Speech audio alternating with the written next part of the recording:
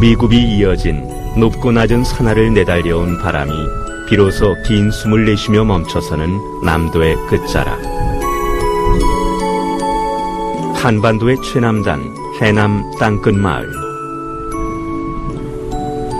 따사로운 태양빛에 맑은 얼굴을 드러내며 잠에서 깨어나는 타도의 아침은 눈부시다. 청록빛 바다 위로 점점이 떠있는 200개의 섬을 지나 100개를 따라 30리를 가다 보면 비로소 닿게 되는 보석 같은 섬이 있다.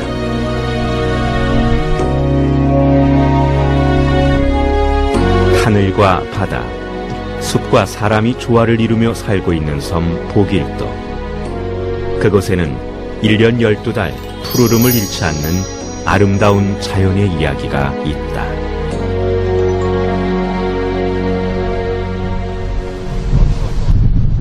전남 완도군 보길면에 속해 있는 섬 보길도는 여의도 면적 2.5배에 달하는 볼록한 타원형을 이루고 있는 섬이다. 전체 면적의 80%가 산으로 둘러싸인 울창한 산림으로 인해 전복 양식으로 유명산지가 되기 전 이곳은 고기를 잡는 어부들보다 땔감을 해 생계를 이어가는 나무꾼들이 많았다. 오랜 세월을 거쳐오며 이곳 사람들의 생계수단이 됐던 숯과 땔나무로 숲은 서서히 그 원형을 잃어갔다. 줄기가 가늘고 빽빽하게 자라 사람이 들어갈 수 없을 만큼 우거진 숲은 그 흔적의 산물이다.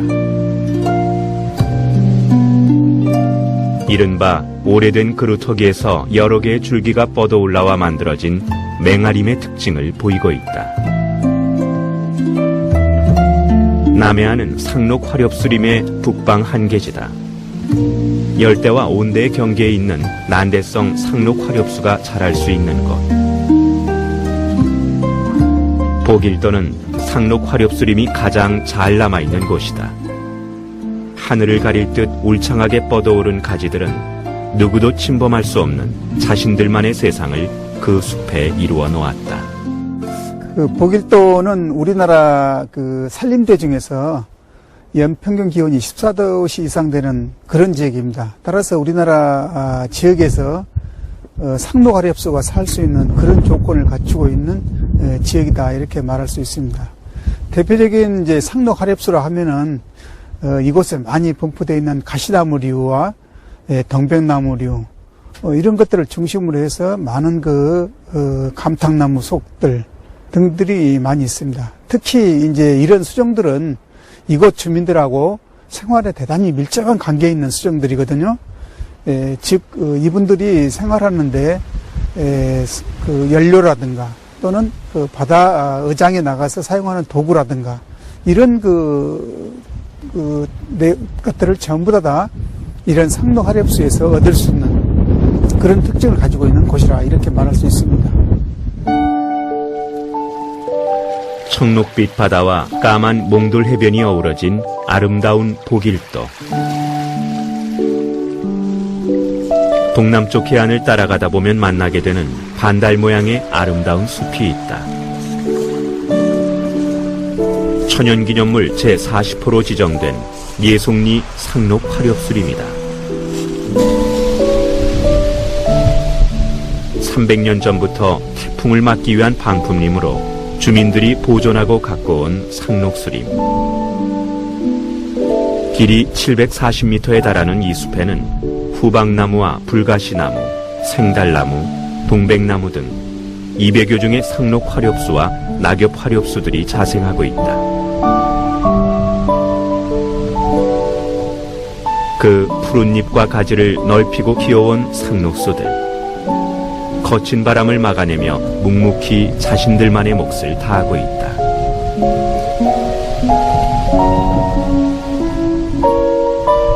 해풍을 막아주고 농경지의 작물을 보호해 주었으며 물고기 떼를 불러오고 풍경과 쉼터를 제공하는 숲의 기능은 매우 컸다. 사철, 끊임없이 불어대는 바람은 이곳 사람들에게 바람막이가 돼줄 절실한 존재를 필요로 했다. 숲은 그 해답이었다. 바닷가 주변으로 조성된 숲은 대부분 바람을 막아주는 방풍림의 기능을 갖고 있지만 그 가운데 이곳 예송리 상록 화렵수림은 그 의미가 더 특별하다. 네, 이곳 예송리 방풍림은 규모 면에서 우선 가장 우리나라에서 큰 규모를 가지고 있습니다. 해안선 길이도 길 뿐더러 나무가 가지고 있는 수령이 거의 200년 가까이 되는 그런 지역입니다. 따라서 이곳은 조성이 됐다는 것보다도 그동안 잘 보존되어 왔다 이렇게 볼 수 있습니다. 특히 상록 화렵수 방풍림은 우리나라에서 몇 군데 되지 않는데 이러한 상록 화렵수 방풍림들은 대부분 한번 파괴되면은 다시 회복할 수 없는 그런 특징을 가지고 있는 것이기 때문에 이처럼 잘 보존되고 있다는 것이 가장 큰 주요 원인이다 이렇게 볼 수 있습니다. 삶의 터전인 바다와 마주하기 위해서는 바람은 인간에게 숙명이었다. 그 거친 바람으로부터 마을을 보호하고 있는 상록 화렵수림. 인간의 삶이란 결국 자연에게 빚을 지며 살고 있는지 모른다. 남쪽의 따뜻한 해안에서 잘 자라는 상록 화렵수림 가운데 하나인 후박나무는 나무 껍질이 비늘처럼 떨어지는 것이 특징이며 5, 6월에 황록색의 꽃이 피는 온대림의 대표 수종이다. 갑옷을 걸친 듯 두꺼운 수필을 몸에 두른 채 무성한 잎들을 매달고 서 있는 후박나무. 그 껍질은 염료로도 사용되고 한방에서는 위장병을 다스리는 약재로도 쓰인다.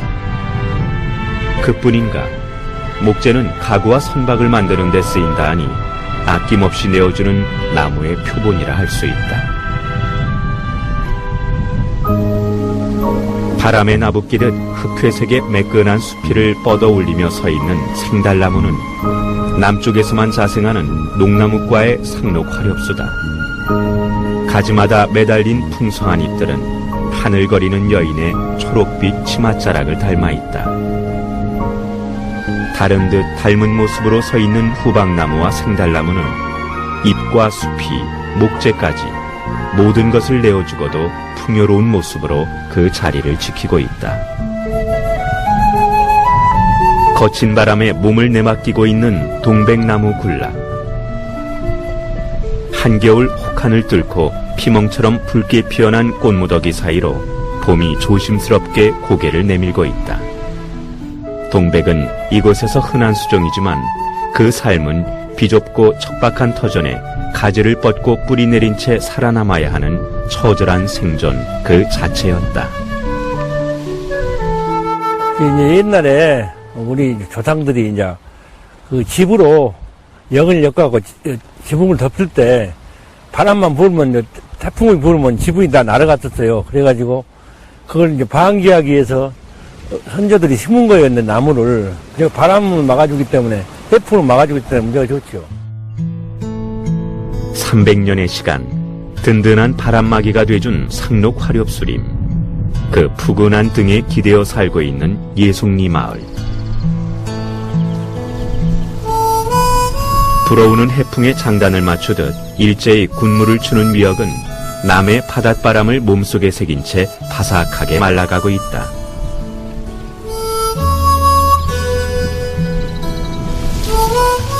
담장 아래 햇살을 받으며 도구를 손질하는 할아버지의 손길은 평화롭고 마당 가득 톳나무를 널어 말리고 있는 할머니의 분주한 손길은 정겹다. 그 모습을 빼꼼히 서서 바라보고 있는 키 작은 동백나무. 나무는 그렇게 오랜 세월 마을 사람들의 삶과 함께해온 살가운 이웃이다. 자연에 순응하며 살아가는 사람들과 그들의 삶에 가슴 한켠을 내어준 자연. 자연과 사람이 서로에게 기대어 살아가고 있다. 예송리 해변가 넘어 손 뻗으면 닿을 거리에는 그림처럼 떠있는 자그마한 섬 하나가 있다. 완도군 복일면 예장리에 있는 섬, 예작도.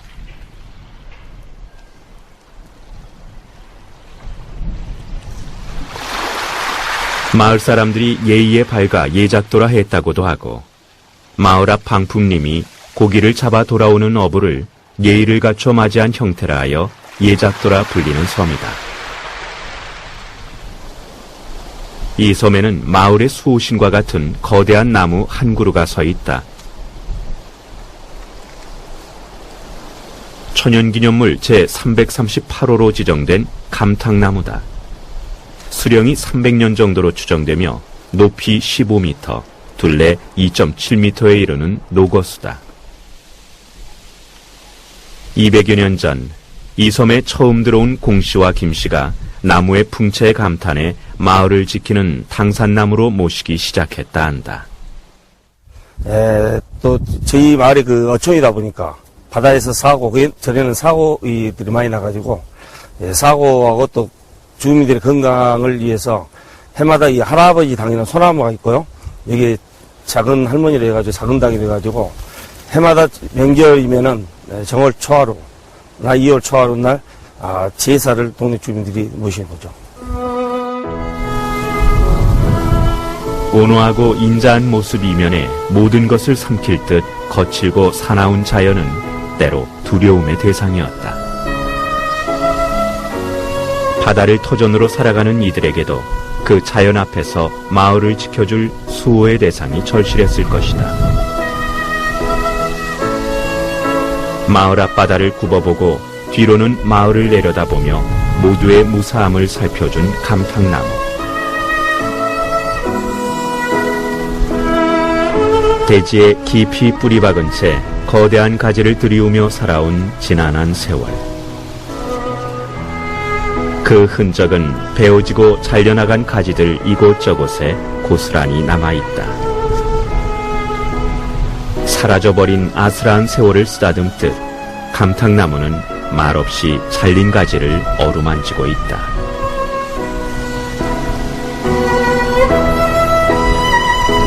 오랜 세월 바다와 사람들을 지켜온 나무 한 그루. 예의 바른 10여 가구의 사람들이 아담한 봉우리 아래 옹기종기 모여 살고 있는 섬 예작도에는 잘생긴 감탕나무 한 그루가 수호신처럼 서 있다.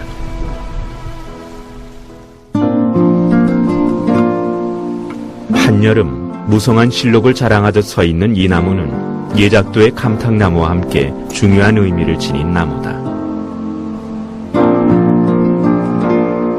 복일면 정자리에 서 있는 천연기념물 제479호 황칠나무다. 우리나라에서 지금까지 밝혀진 황칠나무 가운데 가장 크고 오랜 역사를 간직하고 있다.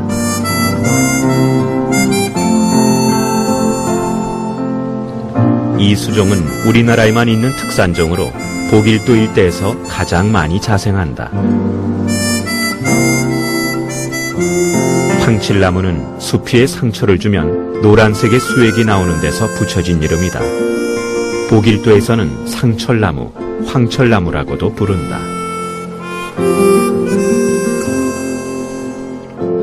특히 이곳 그 정자리에 있는 이 황칠나무의 특징은 우리나라에서 가장 오래된 그런 그 나무로서 약 100여 년 정도 그 세월이 흐른 그런 그 나무로 추정이 되면서 수피가 일반 나무는 대단히 그 매끈한데 반하여 그 수피가 거칠게 이렇게 나타난 것을 볼 수 있습니다. 또한 그 잎이 다른 나무에 비해서 잎이 좁고 긴 그런 특징을 가지고 있어서 학술상 대단히 연구 가치가 높은 그런 수종이라고 볼 수 있습니다. 고급질의 재료로 뛰어났던 황칠나무의 황금색 수액은 중국 황제만이 사용할 수 있는 색이었다. 그로 인해 중국의 왕실에만 바쳐야 했던 아픈 역사를 갖고 있다. 정자리의 황칠도료는 이 지역의 특산품으로 여겨져 보존 관리돼 왔다. 가장 오랜 역사를 몸속에 간직한 채 스스로 전설이 된 황칠나무의 시원. 거칠고 투박한 수피를 매달고 있지만 그 안에는 눈부신 황금빛 수액을 머금고 있다.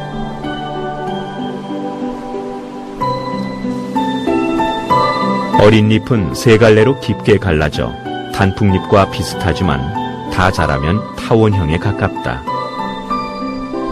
그 잎들은 피고 지는 평범한 자연의 순환과는 멀찍이 떨어져 영원한 푸르름으로 나부끼고 있다.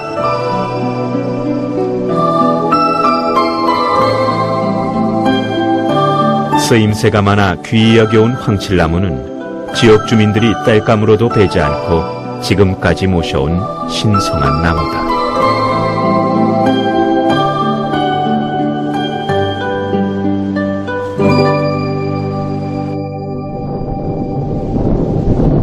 보길도를 감싸한 듯 어깨를 맞댄 자애로운 산능선을 따라가다 보면 단아한 정자가 눈에 들어온다. 보길도 여행에서 빠질 수 없는 곳, 고산 윤선도에 거쳐 부용동 원림이다. 조선 중기 시인이자 문신으로 당대 탁월한 시가문학을 이뤄낸 윤선도는 어지러운 세상을 뒤로하고 제주도로 낙향하던 중 풍랑으로 보길도에 잠시 머무르다 이곳의 아름다운 풍광에 매료돼 정착하게 된다.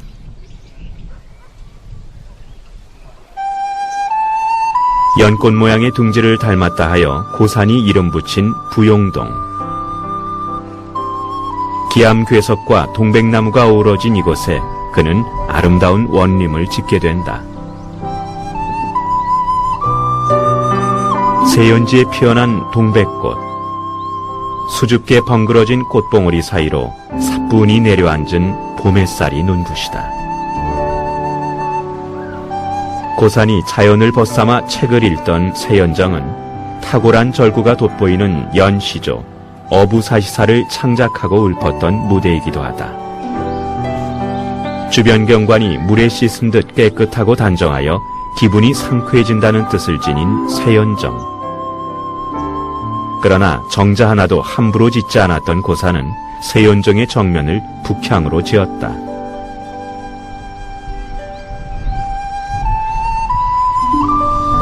그곳에서 고산은 매일 북쪽을 향하여 인사를 드렸다고 하는데 그것은 임금이 있는 곳이었고 그의 마음이 향하는 곳이었다. 세연정의 속뜻 또한 부조리한 세상의 치욕을 씻는다는 의미를 내포하고 있다. 이 돌 하나하나를 쳐낼 수가 없어.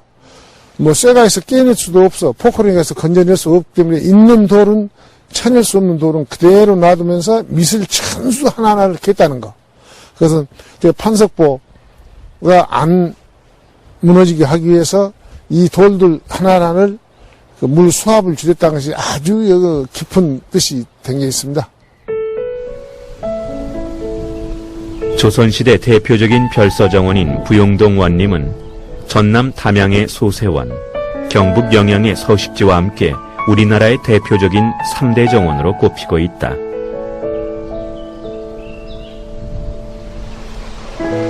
자연을 훼손하지 않으며 있는 그대로를 조화롭게 활용한 부용동 원림. 인위적인 조경 작업을 통해 분위기를 연출한 정원과 달리 원림은 숲, 나무, 돌과 같은 자연을 배경으로 집과 정자를 배치한 것이 특징이다. 그로 인해 부용동 원림은 여타의 다른 정원과는 차별화되고 있다. 부용동 원림에는 한국 정원의 독특한 유적 하나가 있다. 세연지에 물을 가두기 위해 만들어진 판석보가 그것이다. 예, 그렇죠. 보시다시피 이 세연지는 자연적으로 흐르던 계담이었습니다. 계담의 물을 과거에 농부들이 방죽을 세워서 물을 가두는 것처럼 판석보를 통해서 물을 가두었던 것이죠. 그렇기 때문에 이 판석보가 있었기 때문에 세연지와 세연정 그리고 더 나아가 인공으로 조성한 회수담까지 일정한 수위를 조정할 수 있는 큰 역할을 했었던 것입니다. 또한 두 번째로는 그 어르신이 늘상 오르셨던 옥소대라는 바위를 가기 위한 하나의 다리 역할을 했던 것이고요. 세 번째로는 이곳에도 우기 때는 많은 비가 옵니다. 그러면 그 많은 비가 일정한 수위를 통과해서 넘치면 인공적인 폭포가 될 수 있도록 그러한 다양한 목적을 가지고 판석보를 조성하셨던 것이죠. 그래서 이 다리가 비었습니다. 지금 무슨 얘기냐면 물이 넘칠 때 어떤 동공을 이용해서 더 큰 울림을 듣게 하기 위해서 흙도 80%밖에 채우지 않고 20%를 비워놔서 이렇게 울리는 소리가 나는 것이죠. 부용동 골짜기를 따라 흘러내린 물줄기가 모여 자연적으로 형성된 계담은 판석보로 인해 물의 흐름을 유도하는 것은 물론이고 저장하는 기능까지도 수행했다. 계담 안의 7개의 바위들은 경관 요소인 동시에 물의 속도와 방향을 조절하는 역할도 겸하고 있다. 물이 많지 않을 때는 돌다리가 되고 우기가 되면 폭포가 되어 수량을 유지했던 판석보. 일명 굴뚝다리로 불리는 판석보는 우리나라 정원의 유적 가운데 유일한 석조보다.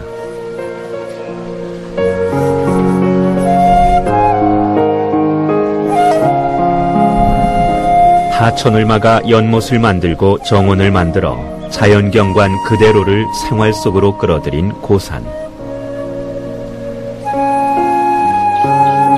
판석보는 세연지의 물을 저장하고 7개의 바위들을 활용하기 위해 고산이 찾아낸 묘안이었다.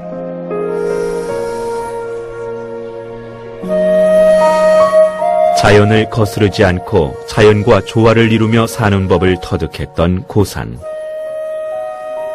그의 지혜가 돋보이는 공간이다. 격자봉의 부드러운 능선이 감싸 안듯 그 품에 안긴 작은 마을. 산으로 둘러싸인 아늑한 지형이 마치 연꽃이 감싸고 있는 형상을 하고 있어 이름 붙여진 부용리 마을이다. 자연을 아꼈던 윤선도의 바람 때문이었을까?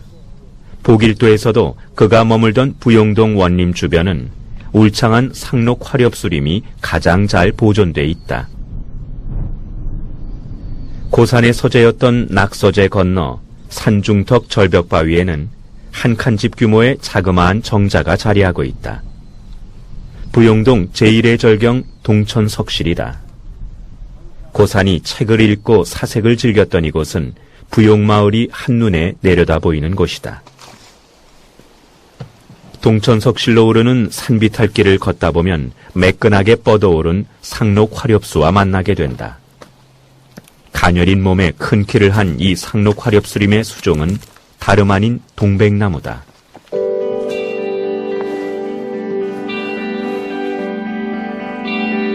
하늘을 가린 채 거대한 숲터널을 이룬 동백나무 군락. 이곳의 동백나무는 여느 지방의 동백처럼 가지를 옆으로 늘리지 않고 위로 곧게 뻗어 있다. 그 큰 키는 햇빛을 받기 위한 필사적인 몸부림이었다. 몸통을 키우고 가지를 늘리며 꽃을 피우는 나무의 한 생애가 이들에게는 투쟁의 연속이었다. 울창하다 못해 빽빽하게 우거진 숲은 햇볕 한 줌 들지 않는 음지의 영역이다. 찌를 듯 아찔하게 솟아있는 동백숲. 이들에게 삶은 살아남기 위한 치열한 투쟁이었고 길게 뻗어올린 키는 생존의 산물이었다. 보길도 최고의 경관을 보여주는 하늘의 정원 동천석실. 자연과 마주하며 민초들의 삶을 살뜰히 굽어보았던 고산 윤선도. 그 자그마한 한 칸 정자에 앉아 그가 떠올린 것은 무엇이었을까? 백두산은 활렵수가 0.1%도 없어요. 제주 한라산은 0.3% 보글도 격자산은 79%가 활렵수입니다. 그 활렵수가 다 양나무예요. 그래서 산불이 잘 안 나는 곳입니다. 이곳은. 왜 그러냐? 내연기류는 밑으로 흐르니까 항상 터널식으로 되어 있으니까 불이 잘 안 나요. 뭐 육지와 같지 않고 그래서 이런 아름다운 산은 우리나라의 참 보물섬입니다. 부드럽게 뻗어내린 산능선을 따라 사철 푸른 잎을 들이운 상록 화렵수들의 낙원.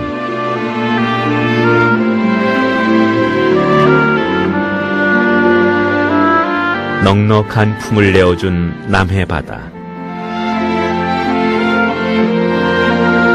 그 너른 바다의 품에 안겨 이어온 소박한 삶.